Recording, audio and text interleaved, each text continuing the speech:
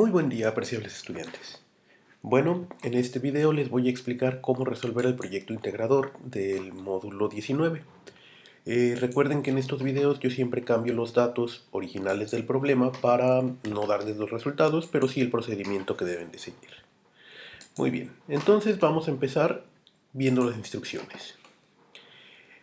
El proyecto nos dice que se nos presentan 3 ejercicios que deberemos de resolver con base en los conocimientos que adquirimos en el módulo. Para lograrlo hay que leer con atención cada uno y obtener los datos que se solicitan. El primer ejercicio dice: en una fábrica se trasladan cajas de 20 kilogramos en una banda transportadora que se mueve con rapidez constante. Al final de la banda se encuentra una rampa que llevará la caja hasta el punto D. El coeficiente de fricción cinético entre las superficies de la rampa es de 0.42. Las dimensiones de la banda y de la rampa se muestran en el diagrama siguiente. Y entonces nos muestra el diagrama de cómo se mueve la caja. Primero, se mueve en una banda durante 5 metros, luego tiene una caída, una pendiente, que horizontalmente mide 3 metros, y al final otros 3 metros en los cuales se tiene que deslizar la caja. Entonces con esto tenemos que calcular algunas cosas. Primero nos dice que con base en el problema requerimos obtener la rapidez a la que se debe mover la banda para que las cajas lleguen con una rapidez de 0.2 metros sobre segundo al punto D, o sea, a este punto de aquí, que es el lugar donde los trabajadores las recogen. Si llegan con mayor rapidez se puede dañar la caja. Entonces, aplicando la ley de conservación de energía, tenemos que calcular la velocidad de la banda transportadora realizando los pasos siguientes. Primero, en el tramo de C a D, dice, ¿con qué energía cinética debe de llegar la caja al final de la rampa? Si recordamos, la energía cinética se relaciona directamente con la masa y la velocidad. Entonces, la energía cinética que debe de tener en el punto D la podemos calcular como 1/2 de la masa por la velocidad al cuadrado. Dado que la velocidad en ese punto debe de ser de 0.2 metros sobre segundo, entonces únicamente tenemos que sustituir los datos que ya tenemos. En este caso ponemos 1/2 de 20 kilos, que es la masa, y 0.2 metros sobre segundo al cuadrado. ¿Sí? Y entonces la energía cinética en este punto va a ser de 0.4 joules. Posteriormente nos dice cuánta energía se pierde por la fricción entre los puntos C y D. En este caso tenemos que hacer algunas cuentas para calcular la energía que se pierde. ¿Sí? Primero debemos calcular la fuerza que hay la fuerza de fricción que se tiene entre la caja y la superficie. ¿Sí? Para esto recordemos que la fuerza de fricción se puede calcular como mu, que es el coeficiente de fricción, por la masa por la gravedad, dado que es algo totalmente horizontal. Y entonces en este caso la fuerza de fricción total va a ser de 82.32 newtons. Esta es la fuerza que va a hacer que desacelere la caja, ¿sí? O sea, que tenga una aceleración negativa y que pierda velocidad. Después, ya que tenemos la fuerza de fricción, la energía que se pierde debido a esta debe ser igual al trabajo realizado por la fuerza de fricción a lo largo de la distancia. Entonces, podemos escribir la energía perdida por fricción como el trabajo, que es igual a la fuerza por la distancia. En este caso es la fuerza de fricción, que son 82.32 newtons por la distancia, que son 3 metros. Y en este caso a mí me da de 246.96 joules. Después dice, ¿qué energía cinética se debe de tener en el punto C? Eso quiere decir que necesitamos calcular la energía cinética con la que empieza aquí. Entonces eso lo podemos calcular muy fácilmente. Primero, tomando en cuenta que la energía cinética en el punto C debe ser la suma de la energía que hay en el punto D y la energía que perdimos por fricción. ¿Sí? En el punto D nuestra energía cinética era de 0.4 joules y y la energía que perdimos por fricción fue de 246.96 joules. Entonces, en este caso, nos da 247.36 joules. Después nos dice, ¿cuál es la velocidad que tenemos en el punto C? Dado que ya tenemos la energía la energía cinética que tiene la caja en ese punto, entonces, recordando que la energía cinética es igual a 1/2 de la masa por la velocidad al cuadrado, podemos de aquí despejar la velocidad para obtener cuánto va a ser. ¿Sí? Entonces la velocidad va a ser igual a 2 veces la energía cinética en el punto C entre la masa. ¿Mm? Y de esta manera, haciendo las cuentas correspondientes, a mí me da una velocidad de 4.9735 metros sobre segundo. Esa es la velocidad con la que con la que llega a este punto, con la que empieza en este punto. ¿Sí? Entonces ya con eso tenemos las velocidades en esta parte. Ahora hace falta trabajar el punto del B a C y de A a B. Entonces, para B a C nos pide que revisemos el diagrama que tenemos de la rampa. ¿Sí? En este caso, la distancia horizontal son 3 metros y la distancia vertical son 2.25 metros. ¿Sí? Nos pregunta que cuál es la longitud y el ángulo de inclinación de la rampa. ¿Sí? En este caso, para conocer la longitud de la rampa, podemos utilizar fácilmente el teorema de Pitágoras. El teorema de Pitágoras nos dice que el cuadrado de la hipotenusa es igual al cuadrado de la suma de los catetos. Entonces, en este caso, únicamente tenemos que sacar la raíz cuadrada y hacer las operaciones. ¿Sí? 2.25 metros al cuadrado más 3 metros al cuadrado y sacarle la raíz a eso. A mí en este caso me da 3.75 metros el valor de la rampa. Ya que conocemos los tres lados, podemos obtener entonces el ángulo. En este caso podríamos utilizar tanto el seno como el coseno para obtenerlos, o incluso la tangente.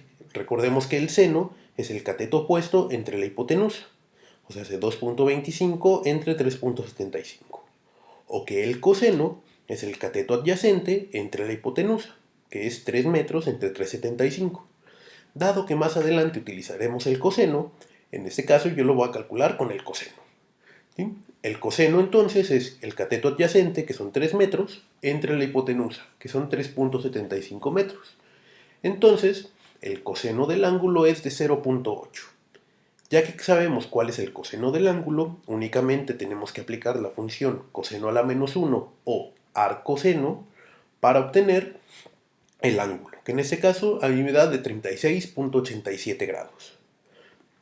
Después nos dice, ¿cuánto vale la fuerza de fricción en este segmento? La fórmula para la fuerza de fricción en un plano inclinado es igual. ¿Sí? Tenemos que es la fuerza, que la fuerza de fricción es igual a mu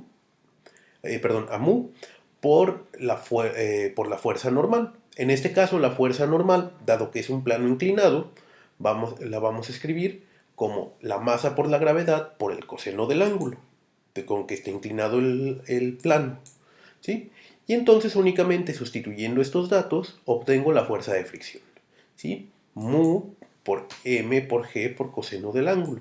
Como les dije, íbamos a necesitar el coseno y es por eso que lo calculé antes. ¿Sí? Únicamente sustituyo los datos, resuelvo las operaciones y me da que la fuerza de fricción es de 65.86 newtons. Ahora nos pregunta que cuál es la energía que se disipa por la fricción. Nuevamente la energía va a ser igual al trabajo, ¿sí? Y en este caso la energía que se disipa a lo largo de todo el trayecto es de 246.975 joules. Luego nos dice cuál es el valor de la energía potencial en el punto B. Recordemos que la energía potencial se puede calcular con la masa, la gravedad y la altura. ¿Sí? De hecho es masa por gravedad por altura. Entonces tenemos que la energía potencial es de 441 joules. ¿Sí? Y dice, ¿cuál debe ser su energía cinética al llegar al punto B para llegar al punto C con la velocidad que ya calculamos antes? ¿Sí?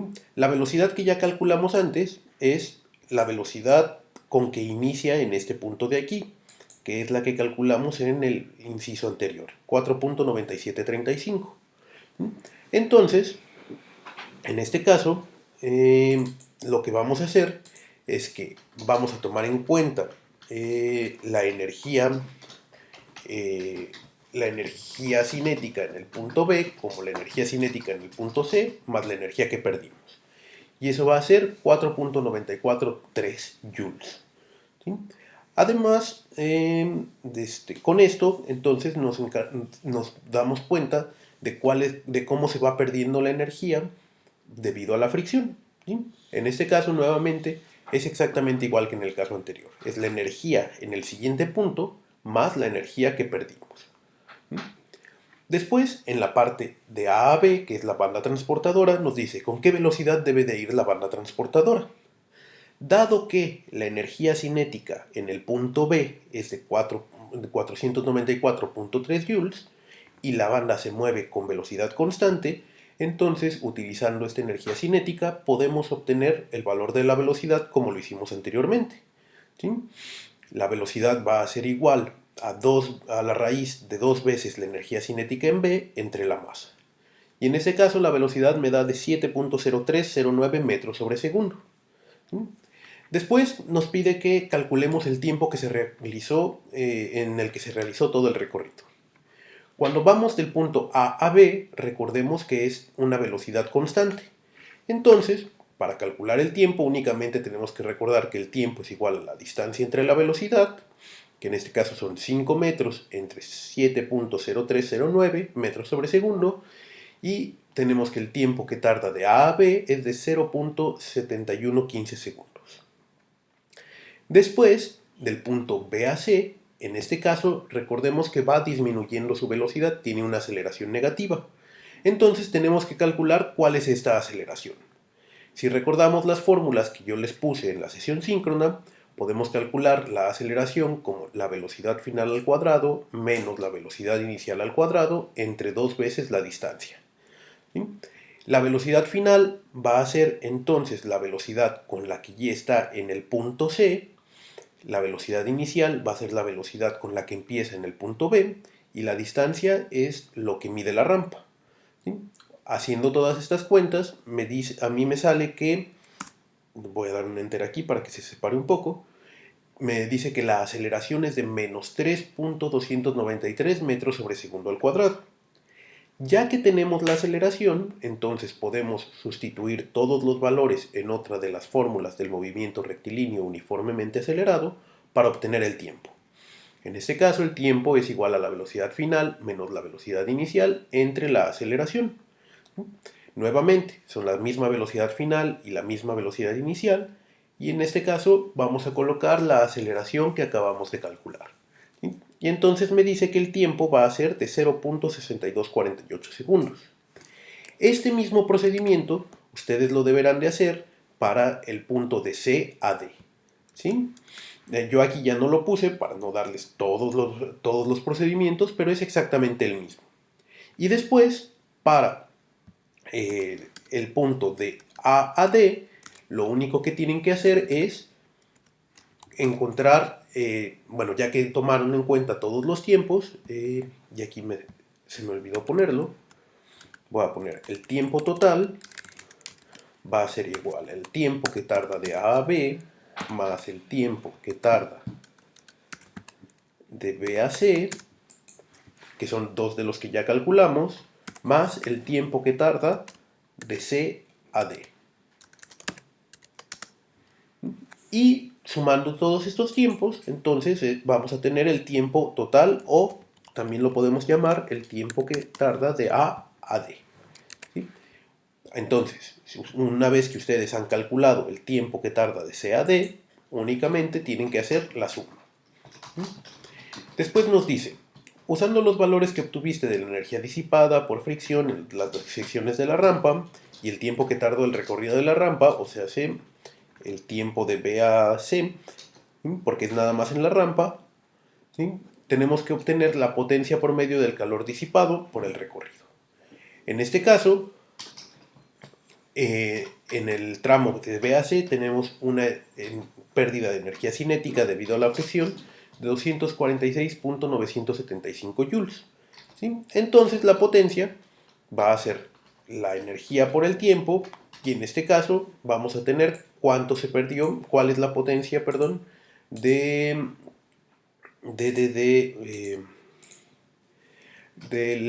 perdida por calor. Muy bien, y entonces con esto habremos terminado nuestro primer problema. El segundo problema nos dice, durante un concierto se toca en una bocina una nota Fa que tiene una frecuencia de 260 Hz. Al utilizar un medidor de presión, se marca que la máxima diferencia de presión respecto a la presión atmosférica producida por este sonido es de 0.8 pascales. ¿Sí? Utilizando la fórmula que nos da que nos dice que la intensidad del sonido en decibeles es igual a 20 por el logaritmo base 10 de la presión del sonido a estudiar entre 20 por 10 a la menos 6 pascales, ¿sí? Nos dice que calculemos de cuánto es la intensidad del sonido. Lo único que tenemos que hacer es, los datos que tenemos, sustituirlos en esta fórmula. Y a mí me da una intensidad de sonido de 92.08 decibeles. Después nos pide que calculemos la longitud de onda del sonido, tomando en cuenta que la velocidad de la luz en el aire, que la velocidad del sonido en el aire es de 343 metros sobre segundo. ¿Sí? Entonces, recordando que la longitud de onda se relaciona con la velocidad de la onda y puede ser con la frecuencia o el periodo, debemos de elegir una de estas igualdades para calcularlo. Dado que en este caso ya tenemos la frecuencia y tenemos la velocidad, entonces lo vamos a calcular como la longitud de onda es igual a la velocidad del sonido entre la frecuencia. Y en este caso me da una longitud de onda de 1.319 metros. Y después nos dice que cuál es la ecuación de la presión en función del tiempo, considerando una fase inicial de phi igual a 2.5. En este caso, la ecuación de la presión tiene que compararse con la ecuación de movimiento de onda. ¿Sí? Vamos a tener que la presión va a ser igual a una presión inicial por el seno de omega t más el ángulo de fase inicial. En este caso, para calcular, la presión inicial es 0.8 pascales, que es lo que se midió. ¿Sí? Después, para calcular omega, recuerden que es 2pi por la frecuencia, o sea, 2pi por 260 Hz, que en este caso me da 510 pi. ¿Sí? Entonces, únicamente tenemos que sustituir los datos que ya tenemos en esta ecuación y obtendremos que la ecuación que nos está pidiendo, en el cual, aquí me hizo falta, perdón, poner una T. ¿Sí? Y con eso obtenemos la ecuación que nos está pidiendo del comportamiento de la presión respecto del agua. ¿Sí? Por último, tenemos el tercer ejercicio, el cual dice: en un laboratorio se realizan experimentos en los que se aceleran partículas que producen ondas electromagnéticas de 3.5 por 10 a la 20 Hz. Primero, nos pide que calculemos cuál es la longitud de onda. Si recordamos en el problema pasado, ya teníamos que la longitud de onda se relaciona con la velocidad, la frecuencia o el periodo. ¿Sí? Dado que nuevamente ya tenemos la velocidad y tenemos la frecuencia, entonces lo único que vamos a hacer es que vamos a sustituir los valores. En este caso es la velocidad de la luz, 3 por 10 a la 8 metros sobre segundo, y la frecuencia son 3.5 por 10 a la 20 Hz. Entonces la longitud de onda que nos da, que me da en mi caso, es de 8.571 por 10 a la menos 13 metros. Después nos dice, ¿a qué tipo de onda electromagnética corresponde? Para esto necesitamos revisar esta tablita que les estoy poniendo aquí. Tenemos que ver dónde está la longitud de onda, en este caso 8.571 por 10 a la menos 13, y tenemos que ver en qué parte del espectro de las ondas electromagnéticas se encuentra. En mi caso se encuentra en los rayos gamma, ¿sí? Entre 10 a la menos 12 y 10 a la menos 14. Ustedes, dependiendo de los datos que ustedes les den, pueden ver esta tabla que les pongo aquí, ¿sí? Para decir en qué parte se encuentra. Si rayos gamma, rayos X, ultravioleta, en el espectro visible, en el infrarrojo, microondas, ondas de radio o ondas de radio largas. Y por último nos dice, ¿es seguro estar expuesto a este tipo de ondas electromagnéticas? Sí, no y por qué. Como pueden ver, a pesar de que es un poco largo el proyecto integrador, no es difícil de resolver.